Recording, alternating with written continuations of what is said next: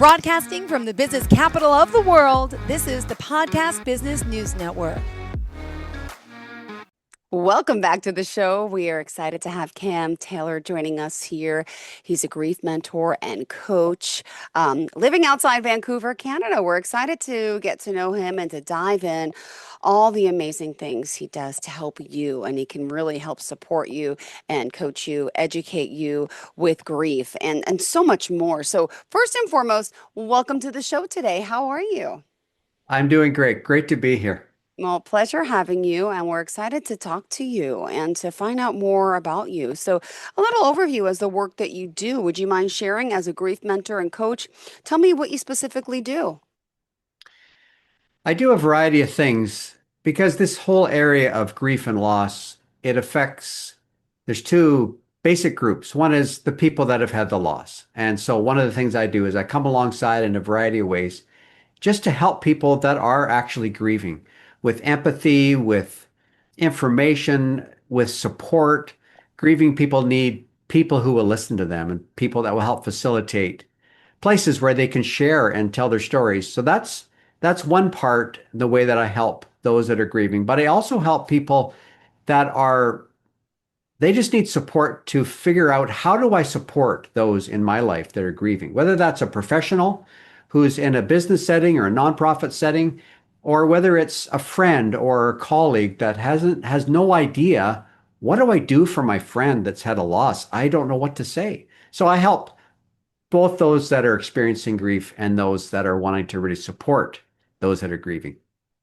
Well, thank you so much. And I know you even wrote a book called Unlocking the Mystery of Grief. I want to talk about that. And also, you have video resources that help so many. But before we dive into the work you do, first and foremost, I think it's important to just get to know you as a person. So if you don't mind backing up and tell me a little bit Mhm. about yourself, it's kind of your backstory. Where were you born? What happened in your life? I'm sure you had your own trauma and grief. We just want to get to know you on a personal level and then find out why you chose this career to get into. Thank you. Okay, no, thanks. And that truly is important as I help others. They're looking at me and saying, "Well, why should I have you help us?" And so Yeah. that's a great question. I was born in the middle of Canada on the flat prairies many years ago and grew up there most of my life. So I think I learned a lot growing up, especially in the area of resiliency. And I want to come back to that in just a second, but I'm a brother with two sisters, ended up out here on the west coast of Canada. I got married in my early 20s to my wife, Vicky, and we enjoyed 36 years together and had two children that are now adult children. And one of the reason I got involved in this whole area is that in 2020, right at the beginning of COVID, I my wife had severe back pain and we weren't sure what it was. So we'd go to the hospital and the doctors didn't know what it was. But then eventually she had some tests and it revealed that she had cancer, kidney cancer. And by the time we found out that she had cancer, it was already stage 4. And we found that out at the end of March of 2020 Wow. and she died on May 14th, 2020. So we had these 6 weeks together to say our goodbyes and help her with the end of her life. Myself, Oh, family, her family, we were able to just walk alongside of her. And so that was an experience that I had no idea what I was doing, to be honest. And so I found friends. I did have a lot of supportive people, empathetic people yeah. that would listen to me and let me tell my story over and over and over again. But I found that, I was lost. I was lost. So I did lots of reading, lots of learning. And then it was a few months later, I was sitting in a coffee shop and this light bulb sort of came on inside of me. And I was writing in my journal. I'm a big journaler. I believe in that big time. And I was writing along and there was this voice, or however you hear those things, however I hear those things. And it was saying to me, "You're supposed to be a grief mentor." Oh, And I said, "Wait a second. It's too soon. It's only been like 4 months." And I knew it was a little bit too soon, but I let that sit there and I let that sort of percolate inside of me. And it wasn't too long after that I did my first grief group online, gathered some friends together, some people that were grieving, and I realized I can I can give back what I've learned. I'm Yeah. still on this journey, but I could start to give it back and been doing that ever since and continuing my learning journey. And it's really been very rewarding. And I think Yeah. it comes from that place of I'm called to do this. I'm not doing this because I have to. I want to help grieving people, give them the same help that I receive myself. Thank you for sharing, and so sorry for your loss and all that you went through. But I Thank you. understand, my own experience with loss. My mom, she passed away of lung cancer 8 years ago, and Mm, I took care of her for a year and a half, and it was the most well, so beautiful, hard. hardest thing, right? But Mm, and yeah. with a 2-month-old baby, a 2-year-old son, and she lived with Mm, me. I took care of her. I could empathize, and a lot of people out there can. And I just also want to point out, yeah. sometimes grief is not just about losing a person, a family member, a friend. It's also it could be loss of a job, right? Grief could be loss Yeah, of a totally. way of life, I'm sure there's all different aspects of grief, right? Yeah, no, totally. And I've thought a lot about that, and I've run into people. They've retired, and now they're totally Yes. lost, and they're hurting, and they don't know. Well, let's just start with let's just validate how you feel. Let's grieve the loss of your what you had, what you knew. So I couldn't agree more with you. There's so many different kinds of losses. I call them the faces of loss. Then they show up in many different ways, and obviously we all think of losing loved ones, but you're absolutely right. All grief, all loss needs to be grieved on some level. Of course, some Yeah. losses are what a lower intensity, so you don't need as much grief, but it all matters, and we need to process it for sure. Yeah, well, thank you for joining us again, for being here. And we're going to dive into a lot of the ways that you're helping people. So, here we are. And if you are just joining us, a Good Grief Journey, I know you can get your guidance and support. You also offer people a PDF to get started, right? 50 ways to grieve your losses. And Right. that's something they can get just by going to the website, right? That's right. Yeah. Goodgriefjourney.com. There's a few access to a few resources. One of them is 50 ways to grieve your losses. It's different for everybody. We all grieve differently. We need to realize that, wait a second, I'm not alone. Yeah. There are so many different ways that we grieve, and it's good. That kind of information, those ideas are so important to hear Got it. about. Oh, well, let's talk a little bit further about, what does it look like to grieve in a healthy way, in a sense? Let's talk about what some of the good grief is, right? Yeah, for sure. And I've very intentionally came up with that idea of good grief. Not good in the sense of, good, there's good grief, Charlie Brown. We know that phrase, which is more of a negative nature to it. When I say good, I'm really talking about thorough grief. A good piece of wood is good all the way through. And so when I talk about grief, I really feel that the people that don't grieve thoroughly or in a good way can sometimes sort of push off their grief, for example. Mm-hmm. And so I've sort of reflected on my own journey of what are the different elements that I needed to grieve well and thoroughly. And that's where I've created my good grief model, GOOD, which I can get into as well.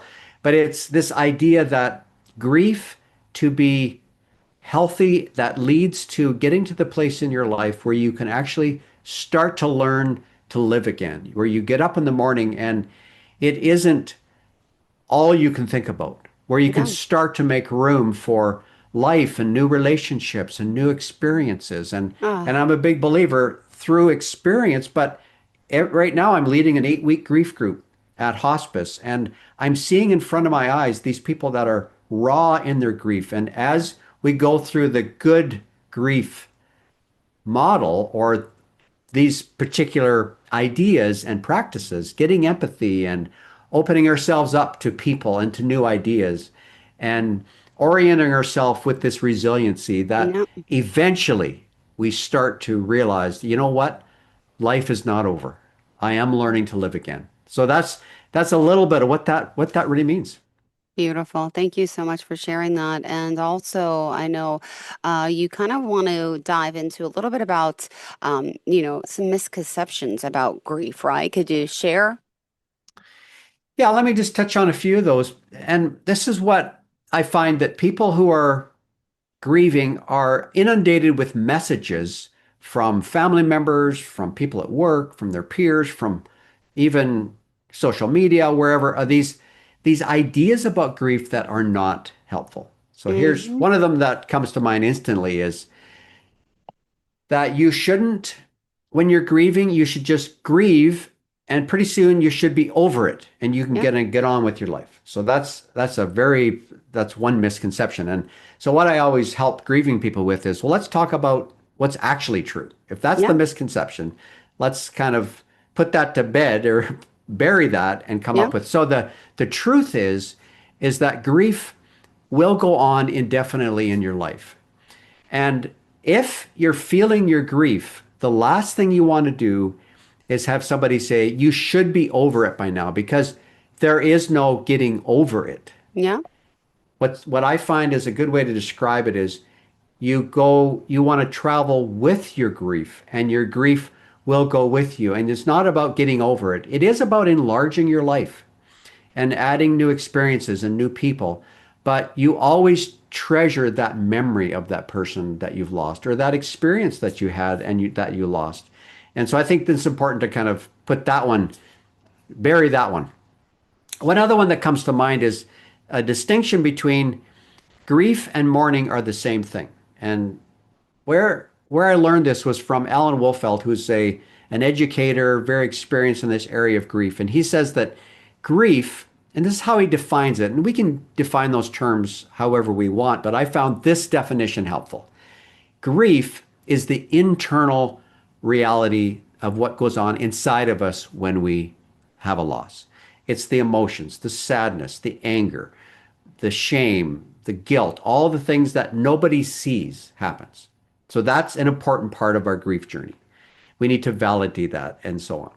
But the other side, we need to mourn, which he describes as the outward expression of the grief that's going on inside of us.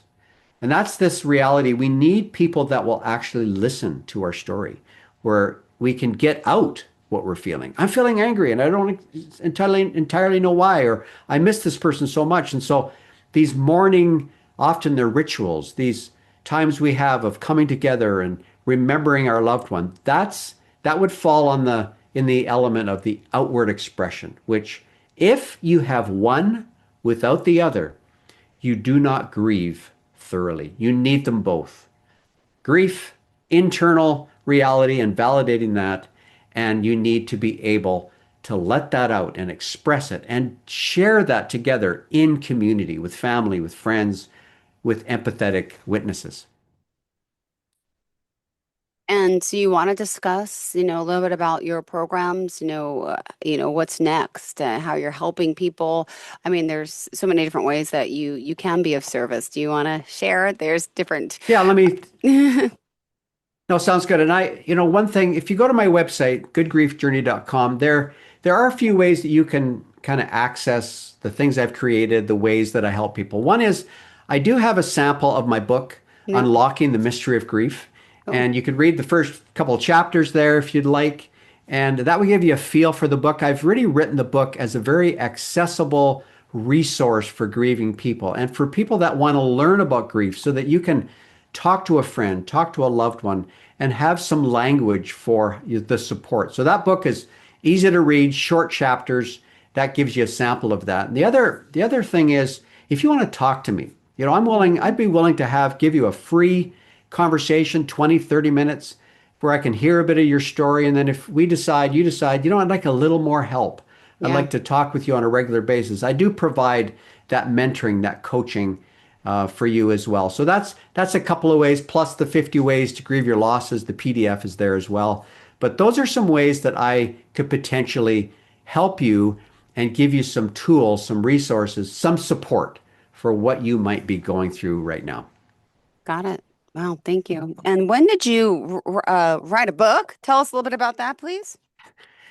Well, the book actually came out last summer. Now, the interesting thing about writing, I've written a few books. I wrote another book a few years ago on a motorcycle accident I had that's called Detour. And it really was, I learned so much about loss and about grief and about trauma in that whole experience. So I learned to write while I was recovering 3-year recovery from this accident. And so I had the tools to write. And then when this happened, when this loss happened, I thought, I need to write about it. So I started writing, blogging, writing my thoughts, my feelings, journaling. And then I really sat myself down and said, I need to put this into a book format because I want people to get the help that they need. And actually, hospice, where I volunteer, they're using my book as a resource that they're giving to grieving people. So it's really, I'm so excited to be able to put into people's hands ideas, support. Okay, now I have some handles to hang on to so that I can actually take this journey. So writing is something I really enjoy, and this is a way for me to sort of take what I've learned and share it more widely with more and more people. And where can we get a copy of the book? Oop, I'm cutting in now. Where can you get a copy? Well, if you go online, you'll be able to find that, and and there's the big normal place where people find books on Amazon. It is definitely available there, and that's probably the best approach. I am in the process of creating the Audible version of it, and it's good for me to state that out loud so that I get on it and complete that project. But I'd like it to be available in that format as well. Well, also the fact that you're here I know you're based out of British Columbia, right? You're in Canada, That's right. but you're That's right. working with people all over the world. Is that true? For sure. I have had contacts from all over for sure. And I look forward to and I just love people of all backgrounds. And so regardless of where you're coming from, now I do only speak English, Yep. but I really resonate and I connect with people from all over the world. And I know that grief is not something that is culture specific. All cultures grieve. Now, they grieve in different ways, and I've definitely Hmm. learned that. But there's so much loss in our world, so much hurt in our world, and I want to make just a little bit of difference to help people with what they've experienced and what they're feeling, what they're going through. Got it. Thank you. And you mentioned also self-compassion and self-care. Tell me a little bit about what that means and the importance of that to someone who is grieving, you know? One thing I notice with people who are grieving, especially if they have other family members or friends or work Hmm. situation where they're called upon to be helping others with their grief, or they find themselves so busy with their lives after a loss that unfortunately, if you're in that spot, you don't actually take the time to focus on yourself. And sometimes we forget the fact that one of the most critical elements of the grief journey, especially if you're going to grieve thoroughly and heal, Hmm. is you have to turn the mirror toward yourself and say, what do I need so that I am showing myself compassion? And for starters, it's don't be too hard on yourself. I remember Hmm. I had a sister, one of my sisters said to me, be kind to yourself. She said that over and over again. And eventually it started to sink in. What does that mean, anyways? And I know I started going bike riding the day after my wife died. And it was a form of self-care. It was something that I enjoyed doing. And that particular practice became this daily routine that took me out into a place where I was getting exercise, which was a healthy part of my grief journey and what I needed to look after myself. But it also allowed me to cry and to feel joy almost simultaneously. And so self-care is critical, doing what you enjoy, Yeah. going to a movie, Yeah. making yourself a bath, fill up the bathtub and get into it and put on your candles, whatever is, whatever it means to be kind to yourself and to yourself if you're listening to this, to find ways regularly, weekly to do that because you matter. You are important, and kindness shown to yourself will help you realize, you know what? I am loved. I am worth looking after and caring about because I have a life and I want to live and I want to grieve pretty well. Oh. Beautifully said. Wow. Wow, wow. And I would love to hear, if you don't mind sharing a story or two of someone that you've helped work alongside and kind of go over, the grief process with someone and how that helped them tremendously. Well, let me go back to a story. It's a story of a person in one of the grief groups that I've led at the hospice. Because what I notice is that, right now I'm actually leading an 8-week group, and there's somebody that's been helping me that has a tremendous story of coming into the group originally. But I want to talk about that situation. But there was a lady that had come to the group, and she had had a very difficult time grieving, and she'd lost a son, an adult son. And in her particular context, she just was lost, and she wasn't getting the support from home that she really needed to actually express herself and express her hurt and her loss. So she came to the group and she started, and it's interesting how always people are very apprehensive, and I think that's just true in relationships. Who can I trust? Who is going to be a safe person for me to tell my vulnerable story to?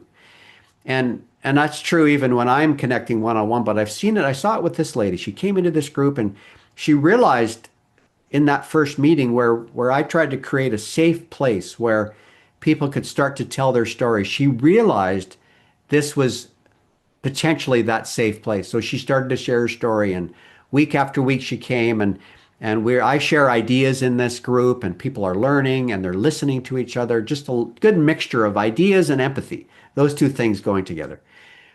So a few weeks into the course, she'd from come back to one of the sessions, and she said to the group, "You're not going to believe what happened this week or last week," because we talked about allowing emotion to be felt, and the Mm-hmm. value of tears and getting this out.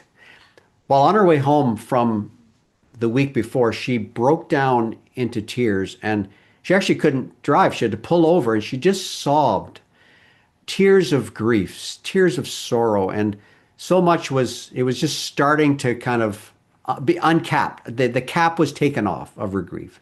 And she came back, and it's like a load was starting to lift that was weighing her down. And Yeah. you could tell, I mean, I was sitting there thinking, that's why I do this. That's why we come together, why I want to create safe places where people can come and start to learn, okay, this is okay. I want to validate things like that. So that's one story of so many of how learning those ideas, getting that empathy can just lead to breakthroughs and moments of healing, moments of, oh wow, man, that's quite amazing. Because these people that we lose, we it's such a mixture of feelings that people have. And so when you can just start to be supported, it makes so much difference. Wow. Thank you so much. And in our last few minutes together, I would just, want to ask, what is it, out there that you can reach people today that are going through grief? What do you want to say to them? What comes to mind right away is if you are on the front end, if your loss has just happened and you have no idea how life will go on for you, my encouragement to you is, and it might be hard to actually believe this, is that I want you to know that if you grieve well, if you grieve thoroughly and you find some support and get some of those ideas, that it won't always be this intense. It won't always be this all consuming where it's all you can think about and you can't focus on anything else. That the intensity of grief actually will be reduced over time as you Hold on, grieve hold well. on. Okay. Wow. All right. Well, thank you so much, Cam. How can we reach out to you? Go to my website. It's the best way for you to do that, goodgriefjourney.com.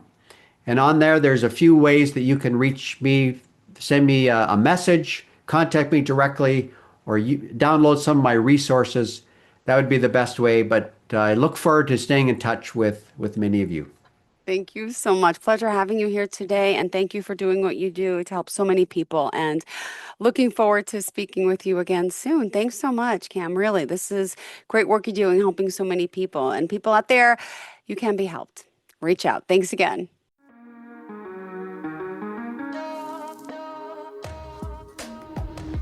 Broadcasting from the business capital of the world, this is the Podcast Business News Network.